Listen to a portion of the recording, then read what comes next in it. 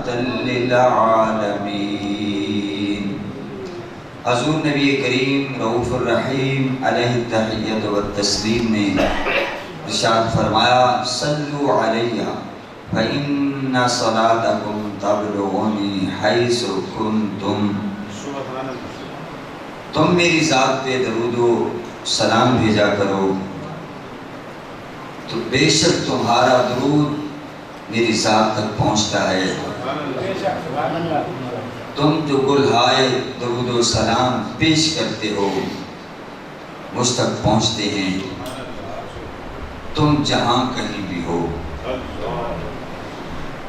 یہ وہ آقا ارشاد فرما رہے ہیں جنہوں نے فرمایا انی ارا ما لا ترون واسمع ما لا تسمعون، جو کچھ میں دیکھتا ہوں تم نہیں دیکھتے، اور جو کچھ میں سنتا ہوں تم نہیں سن سکتے۔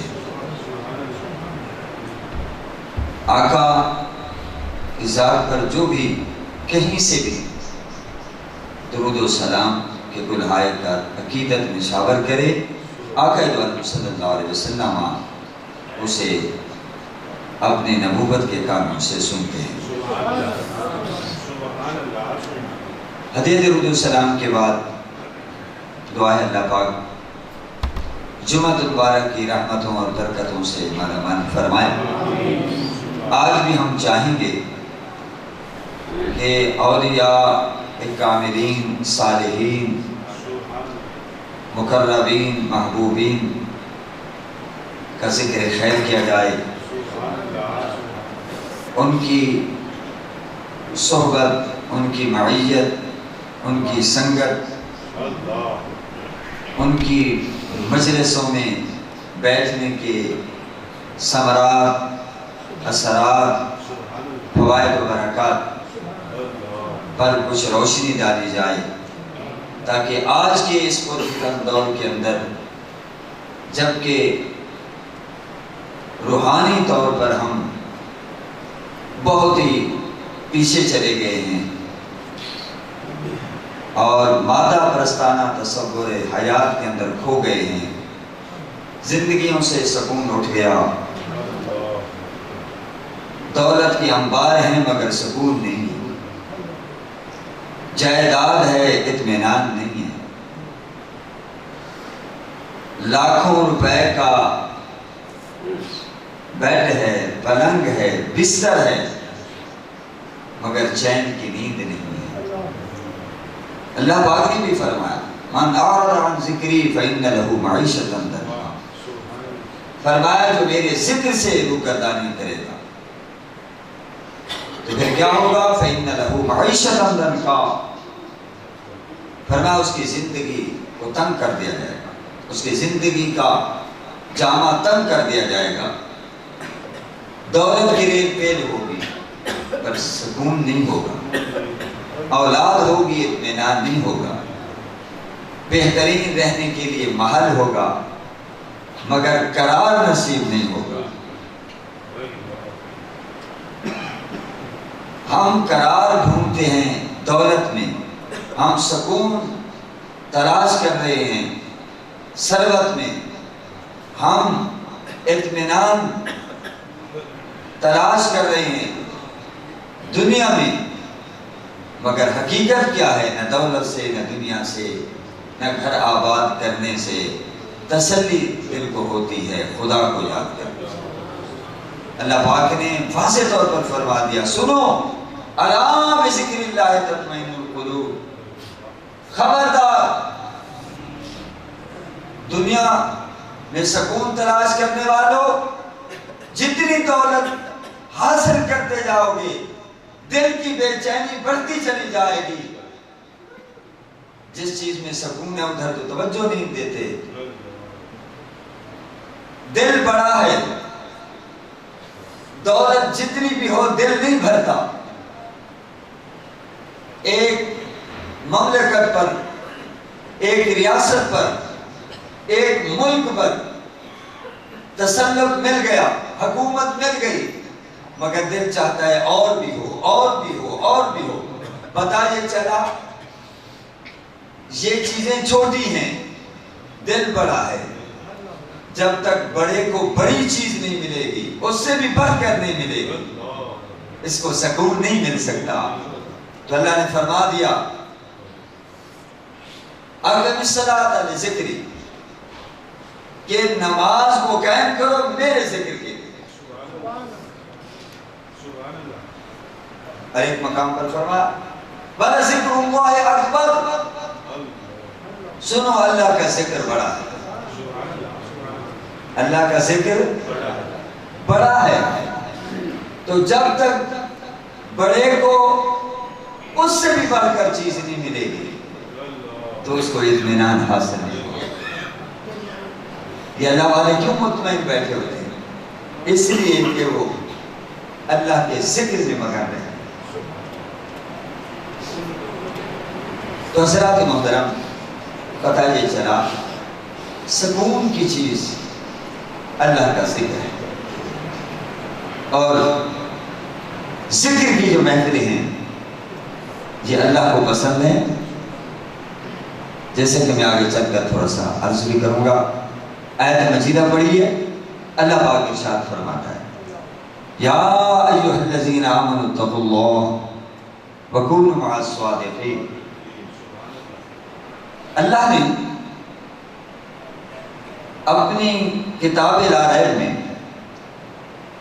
مختلف انسانی طبقات کو مخاطب کیا ہے، خطابات فرمائے ہیں، کافروں سے، مشرکوں سے، منافقوں سے، یہودیوں سے، مجوسیوں سے، اہل کتاب سے، اور پھر اہل ایمان سے بھی۔ کہیں فرمایا ایھا المنافقون، اے منافقوں، اس میں بڑا جلال ہے۔ کہیں فرمایا ایھا المشرکون، اے مشرکو۔ یہاں لب و لہجہ جو ہے جلال سے، ہیبت سے، رعب سے بھرپور ہے۔ اور کہیں فرمایا یا اہل الکتاب،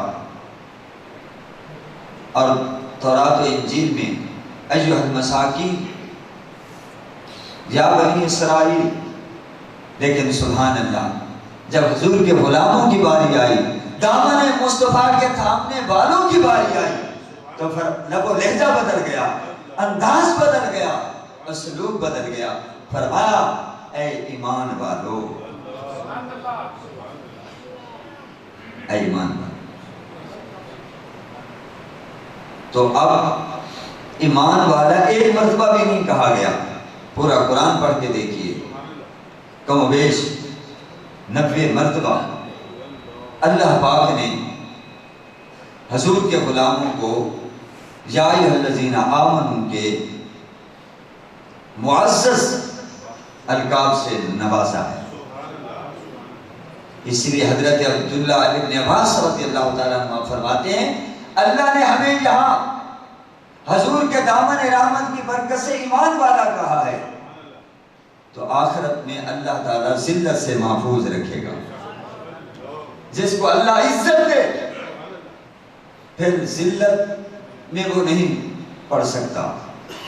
حضرت عبداللہ ابن مسعود فرماتے ہیں جہاں بھی یا ایھا الذین آمنوا سے خطاب ہو رہا ہو، وہاں مسلمانوں کو چاہیے بڑی توجہ کریں، چونکہ وہاں جو بات ہو رہی ہوگی دو ہاتھ سے خالی نہیں ہوگی، یا تو فائدہ کی ہوگی یا نقصان کے متعلق ہوگی۔ فرمایا فائدہ کے متعلق ہے، اس کو اپنا لو، دنیا میں بھی فائدہ ہوگا اور آخرت میں بھی فائدہ ہوگا۔ جیسے فرمایا اے نماز قائم کرو، یا ایھا الذین آمنوا اتقوا اللہ وقولوا قولا سدیدا، اے ایمان والو اللہ سے ڈرو اور سچی بات کہو۔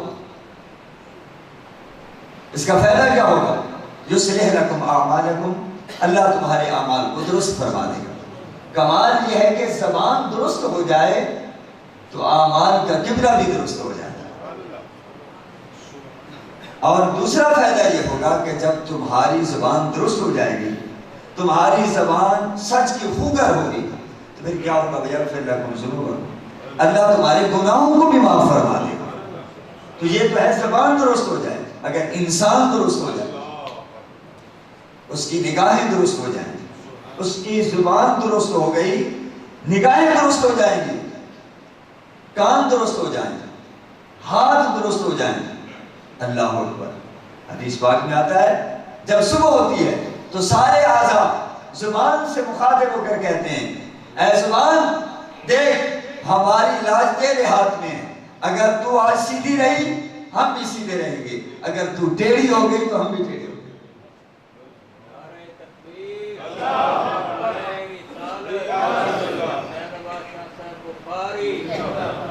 تو دوستو فرمایا جہاں بھی آئے الذین آمنوا آ جائے، توجہ سے سنو آگے اتقوا اللہ، یہ کتنی مفید بات ہے۔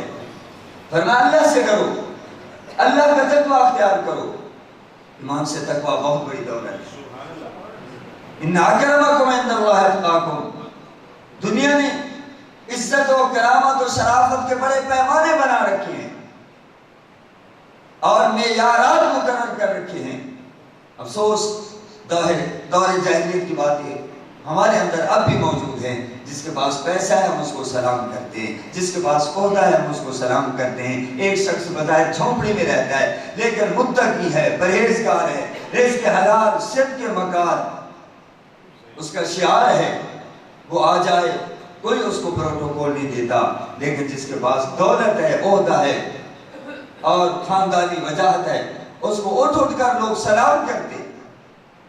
لیکن اللہ کے نزدیک عزت والا کون ہے؟ فرمایا پیسے والا نہیں ہے، دولت والا نہیں ہے، حکومت والا نہیں ہے، اللہ کے نزدیک عزت والا وہ ہے جس کے دل کے اندر